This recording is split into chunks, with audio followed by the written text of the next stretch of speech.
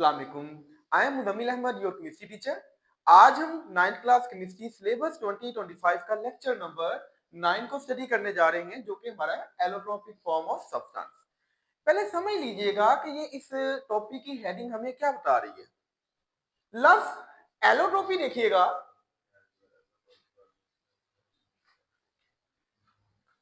ये जो word allotropy है ये ग्रीक लैंग्वेज का वर्ड है, जो दो लफ्ज से निकला है, एलोस एंड ट्रोपी। एलोस का मतलब होगा डिफरेंट और ट्रोपी का मतलब होगा मैनर्स। इनको मिला के हमें एक बात समझ आती है, हम कह सकते हैं कि एक एलिमेंट का डिफरेंट मैनर्स में अरेंज होना एलोट्रोपी कहलाएगा। तो यहाँ पे ये जो इस साइड पे मैं कुछ भी लिखूंगा, ये हमारा कंसेप्चुअल बोर्ड होगा। कंसेप्ट यहाँ पे लिखूंगा, इसको आप लोग कोशिश कीजिएगा कि अपनी बुक पे इस तरह के जो वर्डिंग है वो बुक पे लिखा करें।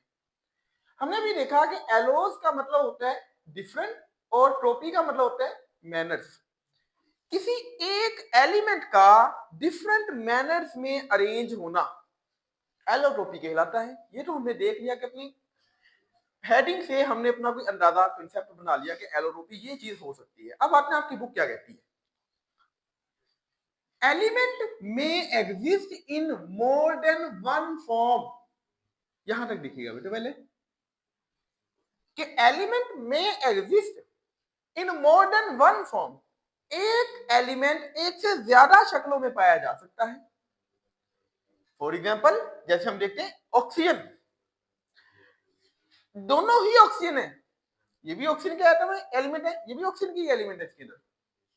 लेकिन कभी ये ऑक्सीजन ओजोन की फॉर्म में एग्जिस्ट करता है, कभी ये ऑक्सीजन ऑक्सीजन की फॉर्म में, गैस की फॉर्म में एग्जिस्ट करता है। इसी तरह हम बात करते हैं कार्बन की। ये देखें एलिमेंट एक कार्बन ही है।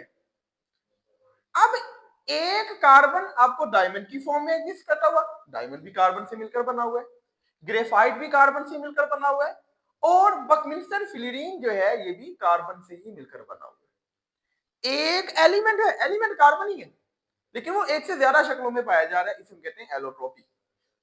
एलिमेंट में exist in more than one form, एक एलिमेंट एक से ज्यादा शक्लों में एग्जिस्ट करता है, पाया जाता है। नेक्स्ट देखें, exhibit quite different chemical and physical properties। इनकी केमिकल और फिजिकल प्रॉपर्टीज जो हैं ये डिफरेंट होंगी। फॉर एग्जाम्पल इसको समझिएगा कि बेटा मेरे पास है ऑक्सीजन, एक एलिमेंट है। अब ये ऑक्सीजन जो है O2 की फॉर्म में भी एग्जिस्ट करता है, O3 की फॉर्म में भी एग्जिस्ट करता है। अगर इसे O2 की फॉर्म में देखा जाए, O2 को हम कहते हैं ऑक्सीजन, गैस की फॉर्म में एग्जिस्ट करती है चीज। ओजोन,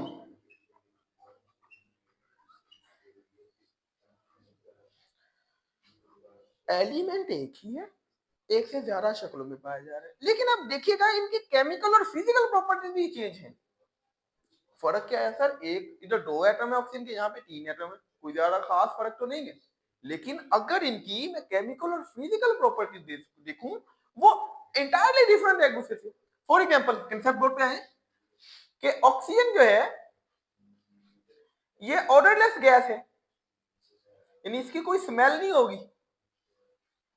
अगर मैं ओजोन की बात करूं, O3 की, दे हैव स्पेसिफिक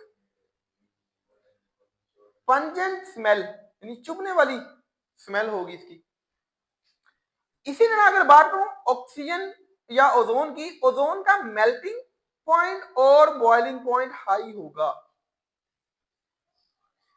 ओजोन जो है ये मोर रिएक्टिव है, ये ज्यादा डेंजरस है देन O2।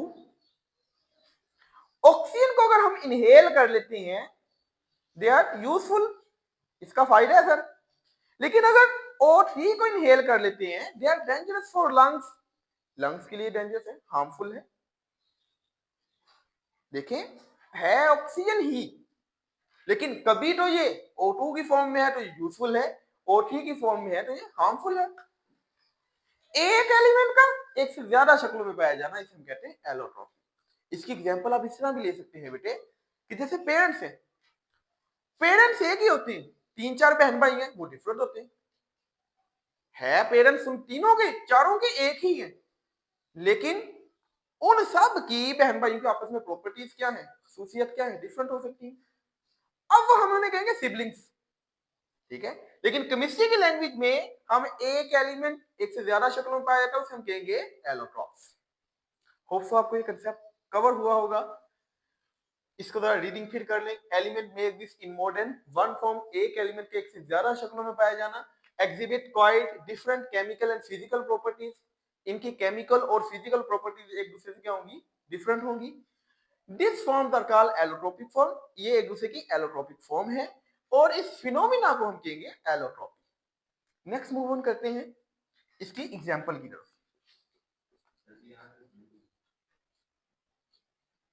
ये बेटा पूछेंगे आप एलिमेंट। आपको मैंने बेटे एक चीज बताई थी कि ये जो एलिमेंट है, एटम है, मॉलिक्यूल है, आपके बुक पब्लिशर ने ये सोचते हुए कि शायद ये बच्चे पिछली क्लासेस में पढ़ आए हैं, लेकिन अगर फिर भी आपको इस तरह के छोटे छोटे बेसिक कंसेप्ट में कंफ्यूजन है तो आप कमेंट बॉक्स में अपना क्वेश्चन करें। आपके लिए बेसिक कंसेप्ट के लिए एक मिलाना लेक्चर बना दूंगा जिसमें एलिमेंट, एटम, मॉलिक्यूल का कंसेप्ट आपको कवर करवा सकता हूं, ठीक है। नेक्स्ट मूव ऑन करते हैं। एलिमेंट ऑफ ऑक्सीजन में exist in two allotropic form, ये तो हमने एग्जांपल के लिए देख लिया। अब दूसरी एग्जांपल देखें। Similarly carbon exist in 3 allotropic form. अब कार्बन जो है ये 3 एलोट्रोपिक फॉर्म में एग्जिस्ट करता है। कार्बन एक एलिमेंट है ना, ये कार्बन 3 एलोट्रोपिक फॉर्म में, इसकी 3 डिफरेंट फॉर्म्स हो सकती हैं। कौन सी?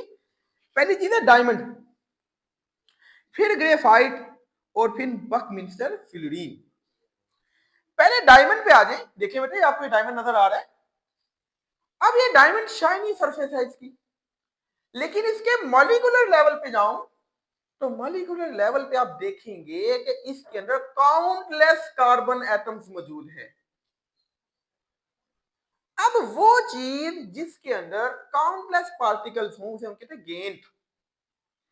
देखिए, जाइंट मैक्रोमॉलिक्यूलर स्ट्रक्चर। कार्बन क्या है, डायमंड क्या है, जाइंट, यानी different countless carbon atoms arrange होके आपके पास एक ह्यूज स्ट्रक्चर बनाया हुआ, कहते हैं डायमंड।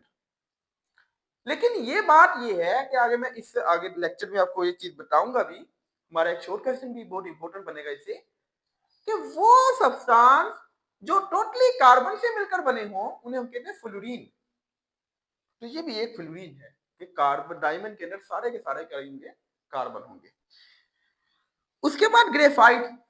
ग्रेफाइट लेयर्ड स्ट्रक्चर है किसकी, हेक्सागोनल रिंग की। अगर इस चीज को देखें, आप इस कंसेप्ट बोर्ड पे आइएगा, इस चीज को नोट कर लें पहले, ठीक है। तो यहां पे मैं रेज करके आपको ग्रेफाइट समझा।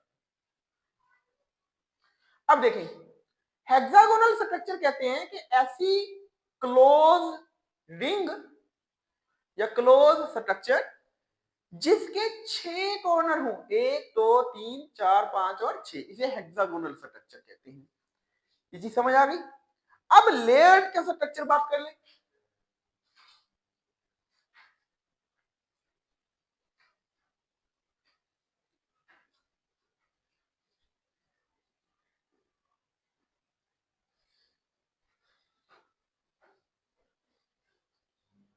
समझाने के लिए बेटे आपको चीज कि आपके पास एक पहली लेयर ये है, दूसरी लेयर ये है। इस तरह ग्रेफाइट के अंदर कार्बन हेक्सागोनल रिंग की लेयर स्ट्रक्चर होगी, एक लेयर, दूसरी लेयर, तीसरी लेयर।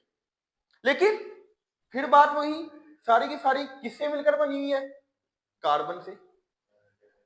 ओके, अब नेक्स्ट मूव ऑन करेंगे अगर इन चैप्टर्स की तरफ, तो आप देखेंगे कि ये जो कॉर्नर है ना, ये सारी की सारी कार्बन को मुश्किल है। हम केमिस्ट्री में इनको सर्कल बना देते हैं, लेकिन ये कॉर्नर किसको, कार्बन को शो करते हैं। होप्स आपको ये भी ग्रेफाइट भी समझ आ गया होगा कि ग्रेफाइट क्या है, लेयर स्ट्रक्चर है, लेयर स्ट्रक्चर है किसकी, हेक्सागोनल रिंग की।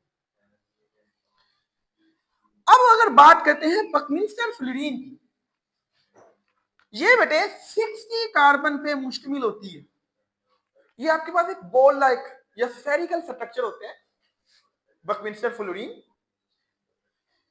इसके अंदर 60 कार्बन होते हैं और made up of hexagonal and pentagonal ring. इसके अंदर हेक्सागोनल और पेंटागोनल रिंग्स होते हैं। जैसे इसके अंदर सिर्फ हेक्सागोनल है ना, आप ये देखें बकमिंस्टर फ्लोरीन, इसका आपको स्ट्रक्चर शो हो रहा है। इसके अंदर कार्बन जो है, कार्बन कार्बन रिंग्स तो हैं, लेकिन ये देखिए ये रिंग आपको 5 कॉर्नर नजर आ रही है। अब ये वाली जो रिंग है ये 5 कॉर्नर दे, इसके 6 कॉर्नर दे, 5 कॉर्नर वाली को कहेंगे पेंटागोनल और 6 कॉर्नर वाली को हेक्सागोनल कहेंगे। यहां तक क्लियर हुआ बेटे? चलें, होप सो आपको ये चीज क्लियर हो गई होगी।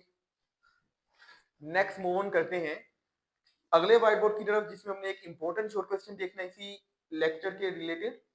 वो शॉर्ट क्वेश्चन भी आ सकता है, एमसीक्यूज के लिए भी पूछा जा सकता है। मूव ऑन करते हैं लेक्चर फ्लोरीन को। अब फ्लोरीन इससे पहले मैं बता भी चुका हूं बातों के अंदर, लेकिन अब इसकी डेफिनेशन की तरफ आइएगा। आपकी बुक ने इसकी डिफाइन नहीं किया हुआ और ना हम इसको डिफाइन करेंगे भी। शॉर्ट क्वेश्चन आपको सिर्फ ये आएगा, write down the characteristic of fluorine, fluorine का कैरेक्टरिस्टिक होता है। तो पहले समझ लेंगे फ्लोरीन क्या होता है।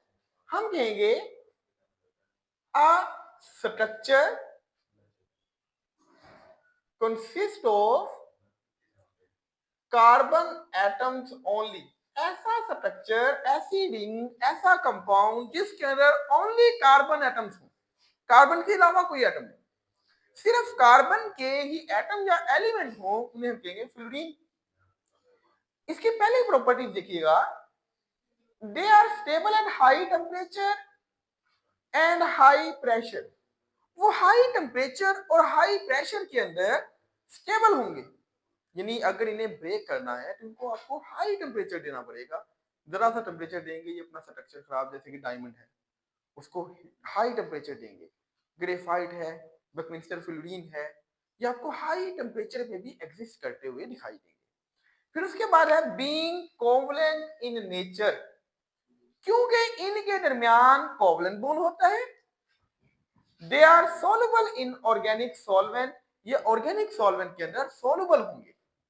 अच्छा, इस पॉइंट को समझिएगा कि मैंने आपको पहले भी बताया कि पिछले कुछ क्लासेस में हमें चीज समझ आ गई है कि बॉन्ड दो तरह के होते हैं, कोवलेंट और आयनिक। अगर आपको इस चीज में मसला है तो आप मुझसे पूछ सकते हैं, लेकिन हम बात कर, अब देखें कि बॉन्ड जो है दो तरह के होते हैं। अब बॉन्ड कहते हैं किसे, पहले इस चीज को समझ लीजिएगा बेटे। दो एलिमेंट ने आपस में जुड़ना है तो किसके जरिए जुड़ेंगे, बॉन्ड के जरिए। अब बॉन्ड बेटे दो तरह के होते हैं, आयनिक बॉन्ड होंगे या तो बेटे कोवलेंट होंगे। लेकिन फ्लोरीन के अंदर जो बॉन्ड बनता है वो कोवलेंट बॉन्ड होता है। अगर आपको कोवलेंट बॉन्ड के अंदर कोई कंफ्यूजन है तो आपको ये स्क्रीन पे नजर आ रहे हैं कोवलेंट बॉन्ड की डेफिनेशन। अगर फिर भी कंफ्यूजन है तो आप कमेंट बॉक्स में अपना क्वेश्चन करें, मैं उसके अंदर आपको आंसर करूंगा। लेकिन अभी हमारे पास being covalent in nature, fluorine जो है ये कोवलेंट बॉन्ड के जरिए बने होते हैं। They are soluble in organic solvent, ये ऑर्गेनिक सॉल्वेंट के अंदर सोल्युबल होते हैं, उनके अंदर हल हो सकेंगे। लेकिन वाटर के अंदर ये चीज हल नहीं होंगे। ऑर्गेनिक सॉल्वेंट लाइक बेंजीन है, ईथर है, इन चीजों के अंदर हल हो सकेंगे। फिर है बेटे fluorine structure is unique, fluorine का जो स्ट्रक्चर है ये यूनिक होता है। फॉर एग्जांपल जैसे भी हमने डायमंड का स्ट्रक्चर देखा कि काफी ज्यादा कार्बन के एटम्स एक स्ट्रक्चर बना के रहते हैं, मैक्रो मॉलिक्यूल बना के रह रहे हैं। बकमिंस्टर फ्लोरीन का स्ट्रक्चर है, ग्रेफाइट का स्ट्रक्चर है, ये यूनिक स्ट्रक्चर है, ठीक है। हैविंग नो चार्ज, इन पे ना तो कोई चार्ज ही होता है, नो अनपेयर इलेक्ट्रॉन, ना तो इनके पास अनपेयर इलेक्ट्रॉन ही होंगे। फिर बेटे बात करते हैं C16 की, बकमिंस्टर फ्लोरीन की। इज सॉफ्ट, ये बिल्कुल बेटा सॉफ्ट एक कंपाउंड है आपके पास, जो टोटली कार्बन से मिलकर बना हुआ है। सर ये नाम ना आपने पहली दफा सुना होगा, बाकी डायमंड का नाम भी सुना होगा, कहीं ना कहीं ग्रेफाइट का नाम भी सुना होगा, लेकिन बकमिंस्टर फ्लोरीन शायद आपकी बुक्स में पहली दफा यूज हुआ है। आपकी वर्डिंग इसके बारे में देख लें। अब ये बकमिंस्टर फ्लोरीन जो है ये मेडिसिन में यूज करते हैं, ठीक है, ये कंपाउंड है, एक मेडिसिन में यूज करते हैं, हम इलेक्ट्रिकल कंडक्टेंस के लिए इसे यूज करवाते हैं। उसके बाद एग्जांपल नंबर 5 है, हमने शुरू क्या किया हुआ है, एलोट्रोप। एलोट्रोप की पांचवी एग्जांपल है एलिमेंट ऑफ सल्फर। सल्फर के जो एलिमेंट्स हैं, सल्फर यानी S, exist in two crystalline allotropic form. Sulphur की जो एलिमेंट है दो क्रिस्टलाइन एलोट्रोपिक फॉर्म एग्जिस्ट करते हैं। बेटे क्रिस्टलाइन फॉर्म देख ले, जैसे नमक है, इसी का आपको स्ट्रक्चर नजर आ रहा है कि एक रेगुलर अरेंजमेंट के साथ किसी चीज का जुड़े होने, क्रिस्टलाइन स्ट्रक्चर, ठीक है। जैसे सल्फर आपको मोनोक्लिनिक फॉर्म नजर आ रही है और रोम्बिक फॉर्म, ये दो सल्फर के एलोट्रोप्स हैं। अब आपकी बुक ने ना यहां पे एक वर्डिंग यूज की है, they form stable in latter, यानी जो लेटर का मतलब बाद में आने वाला, मोनोक्लिनिक जो है ये स्टेबल नहीं है, रोम्बिक जो है वो स्टेबल है। इसी में कहते हैं they form stable than latter, इससे ज्यादा ये स्टेबल है।